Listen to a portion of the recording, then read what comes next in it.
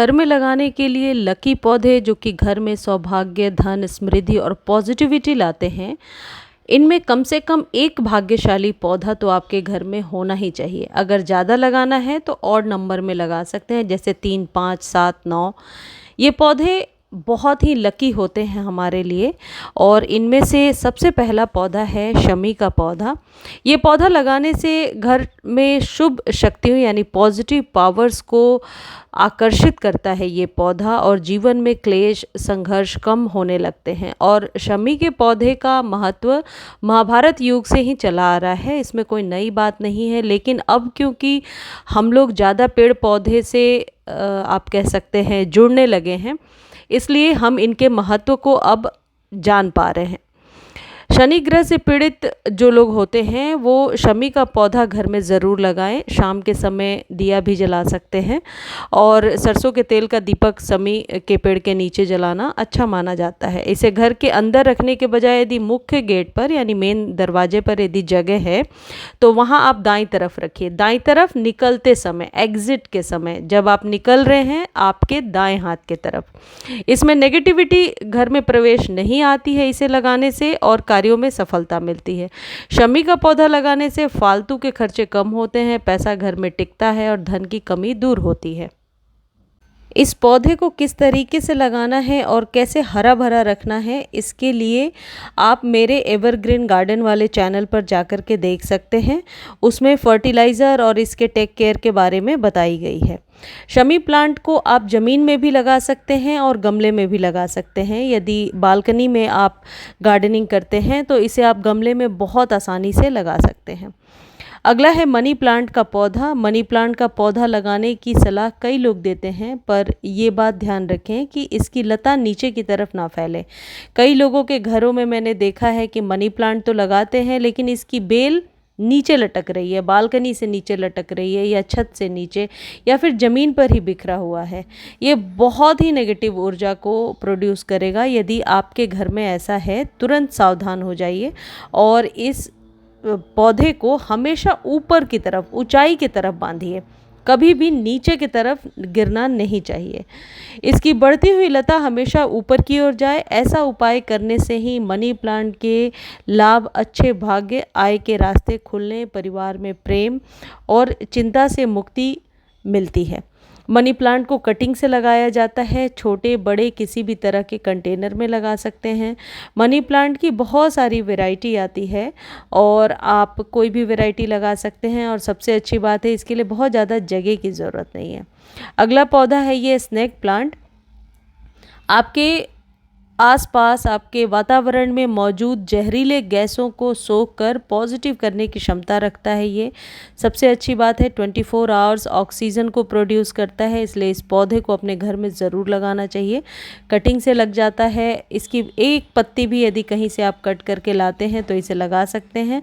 मैंने इस पर जो वीडियो बनाया था कि किस तरीके से इसे ग्रो करते हैं, उसका लिंक मैं डिस्क्रिप्शन में दे दूंगी, आप देख सकते हैं। अगला पौधा है तुलसी का पौधा। ये तो सभी को पता है कि तुलसी जी के पौधे को घर में ज़रूर लगाना चाहिए, लेकिन क्या आपको ये पता है कि तुलसी जी की दोनों बहनें रामा और श्यामा को एक साथ लगाना चाहिए तो ज़्यादा सही होता है। आसानी से नर्सरी पर मिल जाएगा। यानी कि ये जो श्यामा है इनका श्याम वर्ण है, थोड़ा सा डार्किश है, और जो रामा है वो थोड़ा ग्रीनिश है। वैसे तो तुलसी जी की बहुत सारी वैरायटी आती है, ये दोनों वैरायटीज़ बहुत इजीली अवेलेबल हो जाती हैं। और ये है गुड़हल का पौधा। गुड़हल देसी जो है, अभी यदि आप लगा लेते हैं तो आने वाले दशहरे में आप देवी माँ को डेली अर्पण कर सकते हैं। लाल गुड़हल तो आप ज़रूर लगाइए, देवी माँ का प्रिय है ये फूल। और आप ये भी कह सकते हैं कि गुड़हल का पौधा घर में सौभाग्य लेकर आता है।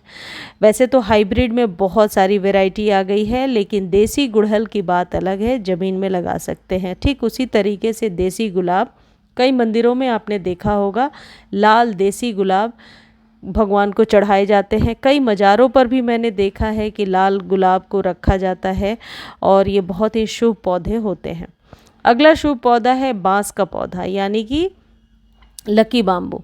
लकी बाम्बू को बहुत आसानी से बिना किसी मेंटेनेंस के आप लगा सकते हैं और ये बहुत ही शुभ पौधा होता है। बांस के पौधे जो हैं ये बहुत सालों से आप देखेंगे बांस की पतली पतली टहनियों से कोई कोई चीज़ें बनाई जाती हैं। हमारे बिहार में छठ पूजा में हम इन्हीं बांस की बनी हुई टोकरियों से छठ घाट पर फल लेकर जाते हैं। तो और भी कई सारे शुभ काम में इसका जो है इस्तेमाल होता है।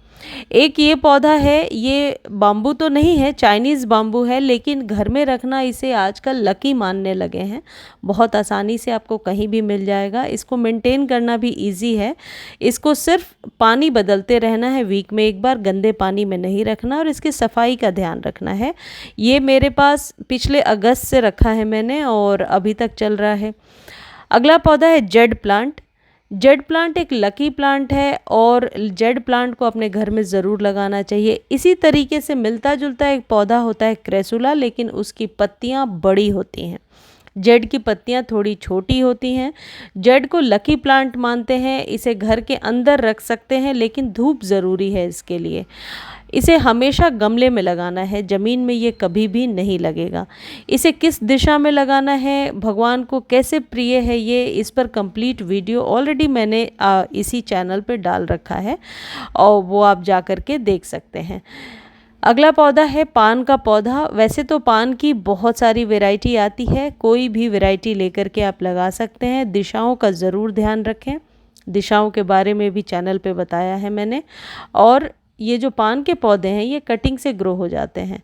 पान के पत्ते जो हैं इन्हें बीड़ा के रूप में हनुमान जी को मंगलवार को आप अर्पण कर सकते हैं। कई सारे हमारे मांगलिक कार्यों में पान के पत्ते का इस्तेमाल किया जाता है और ये शुभ पौधे होते हैं। देखिए वैसे तो सारे पौधे शुभ हैं, लेकिन कुछ पौधों की सूची जो है वो हमेशा हम ध्यान रखते हैं कि अच्छा ये लकी पौधा है, घर में रखना है। मैं मानती हूँ कि सारे लकी प्लांट्स हैं, लेकिन कुछ सूची होती है जिन पर ज़्यादा फोकस करना होता है। कनेर का पौधा अपने घर में ज़रूर लगाइए। कनेर भगवान शिव को चढ़ाया जाता है। कनेर और अपराजिता भगवान शिव के प्रिय फूल हैं। नीली अपराजिता को भगवान शिव को ज़रूर अर्पण करना चाहिए।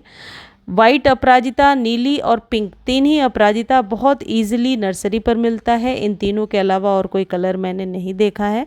कनेर की जो पीली वाली वैरायटी है वो भी लगा सकते हैं, पिंक वाली भी लगा सकते हैं।